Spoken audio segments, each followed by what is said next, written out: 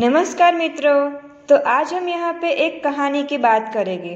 कहानी ऐसी है कि उस कहानी में हम एक आज्ञाकारी शिष्य की बात करेंगे, तो आप उसे अंत तक सुने। एक दिन एक गुरु अपने 4 शिष्यों के साथ बैलगाड़ी में सफ़र कर रहे थे। सुहानी हवा चल रही थी। गुरु आराम से सो गए। रास्ता उबड़-खाबड़ था और गाड़ी हिल रही थी। अचानक गुरु की पगड़ी नीचे गिर पड़ी। शिष्यों ने पगड़ी को गिरते हुए देखा। उन्हें समझ में नहीं आया कि क्या करें, क्योंकि गुरु ने उन्हें आज्ञा दी थी, मुझसे पूछे बिना आप कोई काम नहीं करेंगे। फिर वे पगड़ी कैसे उठाते? कुछ ही देर में गुरु जाग उठे। मेरी पगड़ी कहाँ है? गुरु ने शिष्यों से पूछा। पगड़ी रास्ते में गिर गई, शिष्यों ने गुरु को बताया। गुरु ने उन्हें डांटा। अरे मूर्खों, पगड़ी को गिरते हुए देखते रहे, फिर भी नहीं उठाया। अब गाड़ी से जो भी चीज़ गिरे उसे जरूर उठा लेना। गुरु फिर से सो गए। इस बार शिष्य सतर्क रहे, चारों ओर देखते रहे। अरे यह क्या? चलते चलते बैल गोबर करने लगे। शिष्य काम पर लग गए। सारा गोबर इकट्ठा किया, उसे गाड़ी में रख दिया। गाड़ी में कुछ अजीब सी बदबू आ रही है, कहते हुए गुरु ने आंखें खोली। गोबर का ढेर? गुरु चिल्ला उठे। यह कैसा मजाक है? गुरुजी, आप ही ने तो कहा था कि गाड़ी से गिरने वाली हर चीज़ को उठाकर रखना है। हमने वही किया, शिष्यों ने गर्व से कहा। इन शिष्यों को कैसे समझाऊं? गुरु ने सिर पकड़ लिया। फिर कुछ सोचकर वे एक नतीजे पर पहुंचे। शिष्यों के लिए एक सूची बनाई कि गाड़ी से गिरने वाली चीज़ों में से किन को उठाना है और किन को नहीं। फिर निश्चित होकर सो गए। गाड़ी फिर से पथरीले रास्ते पर चल पड़ी। अचानक उसका संतुलन बिगड़ गया। दम से गुरुजी एक गड्ढे में जा गिरे।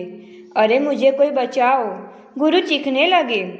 शिष्यों ने तुरंत सूची निकाल कर देखी। फिर कहा, गुरुजी, सूची में आपका नाम तो नहीं है, हम आपको बाहर नहीं निकाल सकते।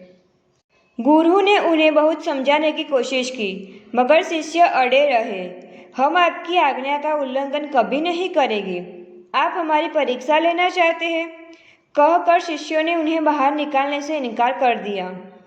गुरु ने विवश होकर शिष्यों से सूची और कलम मांगी। नीचे गिरने वाली उन चीज़ों की सूची में अपना नाम जोड़ दिया जिन्हें शिष्यों को उठाना था। सूची को शिष्यों ने वापस फेंका। तब जाकर शिष्यों ने उन्हें गड्ढे से बाहर निकाला। ऐसे ही आदर्श विद्यार्थी की एक और कहानी। पांडवों और कौरवों ने अपने गुरु द्रोणाचार्य से कई तरह की कलाएं एवं विद्याएं सीखी। अर्जुन को धनुर्विद्या में विशेष रुचि एवं लगन थी। वह शीघ्र ही धनुर्विद्या में कुशल हो गया।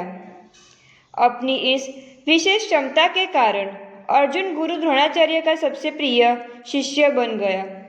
दुर्योधन और उसके भाइयों को यह अच्छा नहीं लगता था। वे हमेशा उसे ईर्ष्या की नज़र से देखते थे। एक दिन द्रोणाचार्य ने अपने शिष्यों की प्रतिभा को जांचना चाहा। उन्होंने लकड़ी के बनी एक चिड़िया को पेड़ पर टांग दिया। फिर द्रोण ने सभी छात्रों से कहा, छात्रों, वहाँ उस चिड़िया को देखो। तुम लोग उसकी आंख पर निशाना लगाकर तीर चलाओ। सब छात्र तैयार हो गए। पहले युधिष्ठिर को बुलाया गया। वे तीर चलाने ही वाला था कि द्रोण ने पूछा, आपको क्या दिखाई दे रहा है? युधिष्ठिर ने कहा, गुरुजी, आँख दिखाई दे रहे हैं, पेड़ दिखाई दे रहा है, पत्ते दिखाई दे रहे हैं और चिड़िया दिखाई दे रही है। द्रोण ने कहा, हट जाओ, तुम ठीक निशाना लगाकर बाण नहीं चला सकते। फिर दुर्योधन को बुलाया। पूछने पर दुर्योधन ने गर्व से उत्तर दिया, गुरुवर, केवल आप ही नहीं दिखाई दे रहे हैं, आपके आसपास के सभी लोग दिखाई दे रहे हैं। पेड़, पत्ते, पक्षी सब साफ दिखाई दे रहा है।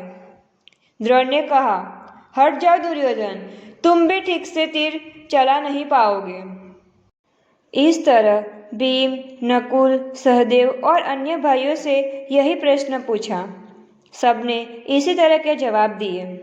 अंत में अर्जुन आया, धनुष और बाण हाथ में लेकर तैयार हुआ। सब कुछ भूलकर एक टक चिड़िया को ही देखने लगा। द्रोणाचार्य ने पूछा, अर्जुन, तुम्हें क्या दिखाई दे रहा है? अर्जुन ने कहा, गुरुदेव, मुझे केवल चिड़िया की आंख दिखाई दे रही है। अर्जुन का पूरा ध्यान लक्ष्य पर देखकर गुरु द्रोण बहुत प्रसन्न हुए। उन्होंने तुरंत कहा, अब तुम तीर चला सकते हो। वाह! तीर सीधा चिड़िया की आंख पर जा लगा।